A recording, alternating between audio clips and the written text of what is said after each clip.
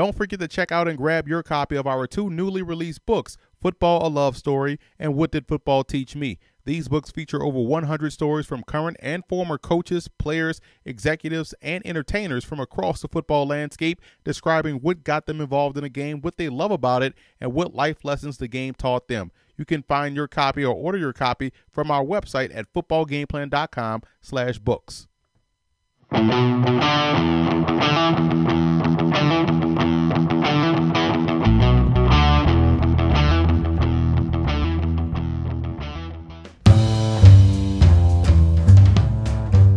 This week versus the Baltimore Ravens is going to be important for Arizona to get pressure on Joe Flacco. And I think they're one of the few teams that can go with a 3-2-6 look and still be in good position versus the run because they trust their personnel on the back end. And what we're talking about 3-2-6, it's a dime defense, 3 down linemen, 2 backers, 1, 2, 3, 4, 5, 6 defensive backs. And the reason why I like this for Arizona because they can trust their corners one-on-one. They have tremendous talent on the back end as well everywhere else. So what we're going to do here, we're going to man these guys up one-on-one on the outside. They're going to take that inside positions, try to funnel things out toward the sideline where they had their help, And so the reason why we have these guys offset and not tight to the line of scrimmage because in case they try to run some type of crosser off the line, these guys could get caught in the wash, knock each other out, and one guy will be running free. So you want to offset these guys so that way he can see any crossing that's coming his way and still stay in good position versus his man. But again, you want to play these guys inside out, funnel everything toward the sideline. And why I like this defense, again, these guys, nickelback and strong safety or extra safety dime defender is a guy that can be aggressive and still be effective versus the run. So this is a double tight end set. Receivers are off to the side, so we got those 2 guys manned up. And what we're going to do up front to get pressure, we're going to have this 5-tech taking outside trek, contain pressure. Why? Because we want this tackle to follow him outside. We're going to push this nose tackle to the inside shoulder of this tackle. We want this guard to chase. So we're trying to influence the offensive line to come this way. Why? Because we're getting double A-gap pressure. Once he vacates, this backer is going right down the A-gap, the strong side A-gap, or sorry, the right side of the offensive line A-gap. We're going to have this backer going here, down this A-gap, and we're going to have this guy just run a contained pressure. He's going to push and go outside. So you want to free up one of these backers coming right down an A-gap. You're trying to influence a quick decision. And to ensure that as the cadence starts to wind down, what we're going to do is send 2 defensive backs. We're going to walk this nickel back up. Boom, he's going outside, getting that speed rush. Again, trying to influence a bad decision or a quick decision coming front side. This safety is going to be matched up one-on-one versus this tight end. He's matched up one-on-one versus the tight end taking inside position. Again, funneling everything toward the sideline so where he can stay on the inside, turn around, find the football, and make a play. And also as the cadence starts to wind down, the reason why we took this outside trek, because we want this tackle to go out here. We want this guy to squeeze in on this A-gap because once again, we're creating a hole in a lane for the free safety. So it's a cover 0 blitz. It's a nice little stun up front, trying to influence guys to go other ways so you can create this guy a free opportunity and create a free opportunity for this free safety. We're manned up on the outside. We have speed pressure coming with the nickel back. So this is one way I think, let's say in a 3rd and medium type situation like 6 or 7, Arizona can go to a 3-2-6 blitz pressure, cover 0, and be able to get pressure on Flacco and force a quick or inaccurate pass, which could end up being a turnover, or more importantly, getting the football off, getting these guys off the field on 3rd downs. Night football, we have the Ravens at Cardinals. My X factor for the Ravens is going to be Steve Smith Sr. They need someone to set the tone against this very physical Cardinals defense. I think Steve Smith could be the guy. He is very much a tone setter, playing with these microfractures in his back.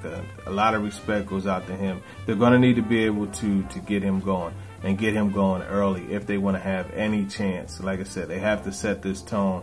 And I think if they could establish the passing game, that could open some things up as far as being able to run Justin Forsett, getting him the ball out the backfield. So X factor for the Ravens, Steve Smith Sr. My X factor for the Cardinals is going to be Carson Palmer and John Brown. That vertical passing game. This Ravens defense continues to give up chunk plays, 76 yards, 51 yards, and 59 yards to the 49ers last week. So the Cardinals will have opportunity to get the ball downfield and make some big plays, and that's what Carson Palmer specializes in. So he's going to be my X factor. I have the Cardinals winning this game, and I think it's going to be a high-scoring game. I have the Cardinals winning 35-28. Monday Night Football, Ravens at the Cardinals. Coaching points for Baltimore. I want to take a little of the emphasis off of Joe Flacco. I must establish a run game that has been inconsistent all year. By doing that, I think we'll be able to get a little bit more in the play-action game. Hit Steve Smith down the middle, hit Steve Smith on the outside, because right now Steve Smith's the only reliable weapon they have at receiver. If I'm looking at Arizona, I don't respect anything on the Baltimore Ravens offensive side. I would look to put heavy amounts of pressure on the Ravens, man up their receivers, and dare Joe Flacco to beat us over the top every time. I don't think they'll be able to do it. I think Arizona will win this game going away 35-17.